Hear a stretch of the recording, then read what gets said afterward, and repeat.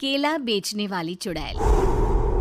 एक बार की बात है, जादूपुर नाम के एक गांव में करतब दिखाती एक औरत एक रेड्डी के लिए गांव में आती है। आइए आइए मेहरबान कदरदान, खाइए रोहड़ा के ताजे ताजे केले। कभी खाए नहीं होंगे ऐसे केले, पीले पीले केले खाइए। ये कहकर रोहड़ा हाथों में 4 केले लिए उन्हें सर्कल में जोर जोर से हवा में उछालती हुई करतब दिखाती है, जिसे देखकर आसपास के सारे बच्चे अपने अपने मम्मी पापा से उस औरत के पास जाने की जिद करने लग जाते हैं। पापा, ऐसा तो सर्कस में बॉल से होता है ना, ये आंटी तो केले से कर रही है। चलिए ना पापा, देखते हैं। रोहड़ा एक पतली सी तार पर चलती हुई केलों से करतब दिखाती है। आते जाते सभी लोग बाहर रुककर उसके करतब देखते हैं और वाह वाही करते नहीं थकते। जैसे ही एक आदमी पास आकर उसे पैसे देने लग जाता है, तब वो कहती है, अरे नहीं नहीं साहब, मैं करतब तो बच्चों के मन को बहलाने के लिए करती हूँ। धंधा तो मेरा केले का है। पीछे देखो मेरी रिड्डी, जो भी मेरे केले खाएगा मेरी तरह चुस्त दुरुस्त और तंदुरुस्त हो जाएगा। पता चलता है क्या कि मेरी उम्र 55 की है।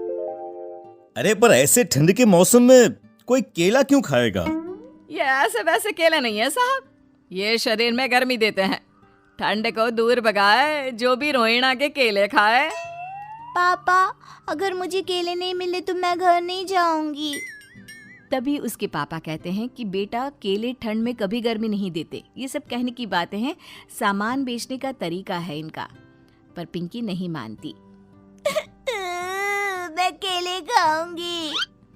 पिंकी की जिद के आगे नत्थू हार जाता है और उसे केले खरीद कर दे देता है।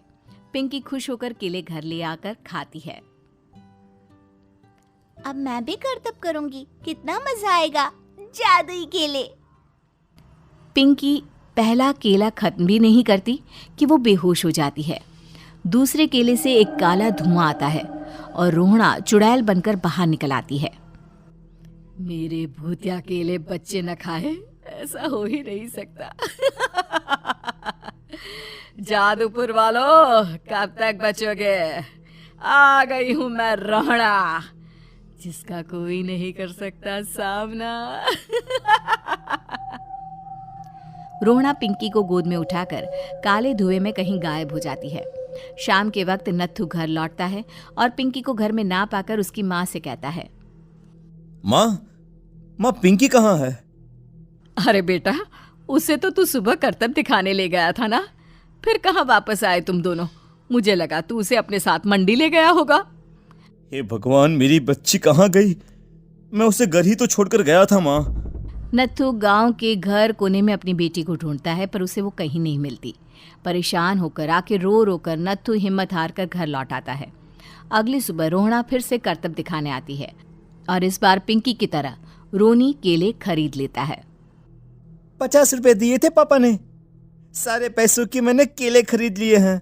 अब मैं भी आंटी की तरह ही करतबबाज बन जाऊंगा।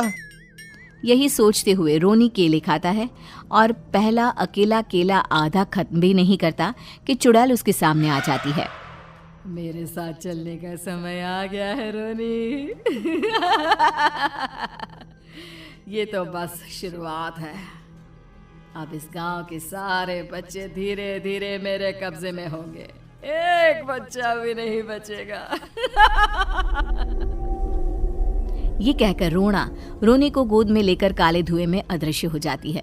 इसके बाद हर रोज गांव में से कोई ना कोई बच्चा गायब होता, पर ऐसा क्यों हो रहा है किसी को भी समझ में नहीं आ पा रहा था। रोज की तरह अपनी बेटी पिंकी की तलाश में नत्थू गांव के एक तालाब के पास बैठा रो रहा था। कहाँ गई मेरी पिंकी? शकुंतला के जाने के बाद एक वही तो मेरा सहारा थी। अरे उसकी आत्मा कोस रही होगी मुझे कि मैं अपनी बच्ची को संभाल भी नहीं पाया। नत्थू ये कहता हुआ रो ही रहा था कि तभी तालाब में से उसे शकुंतला की आवाज सुनाई देती है। कहाँ थी तुम शकुंतला? हमारी बच्ची और सारे गायब हुए बच्चे रोहड़ा के कब्जे में हैं। वो बच्चों को जो केले देती है उससे बच्चे बेहोश हो जाते हैं और उसके कब्जे में आ जाते हैं और वो उन्हें ले जाकर काली दुनिया में ले जाती है। पर वो ऐसा क्यों कर रही है? ये मैं नहीं जानती, पर उस दुनिया का रास्ता मैं आपको बता सकती हूँ। जहां ये नदी खत्म होती है वहां एक केले का पेड़ है, उसके नीचे एक दरवाजा है, वहीं से रास्ता जाता है उस दुनिया का। ये कहकर शकुंतला की आत्मा गायब हो जाती है। गांव के सभी लोग झुंड बनाकर उसी रास्ते से काली दुनिया में चले जाते हैं और वहां देखते हैं कि सारे बच्चे वहां काम कर रहे थे। पापा मुझे ले चलो यहाँ से। पापा पापा। सभी बच्चे अपने मम्मी पापा से लिपट जाते हैं। तो तुम लोग यहाँ तक आ गए? क्यों हमारे बच्चों को पकड़ लिया तूने? तुझे शिकार ही बनाना है तो ले, हम सब आ गए हैं, हमें खा ले। नहीं, मुझे बच्चे चाहिए। मेरे बच्चे के बदले तुम लोगों के बच्चे। क्या मतलब? मैं इसी गांव में रहने वाली एक औरत थी। केले की चोरी के इल्जाम में मेरे बेटे को गांव वालों ने इतना मारा कि वो मर गया।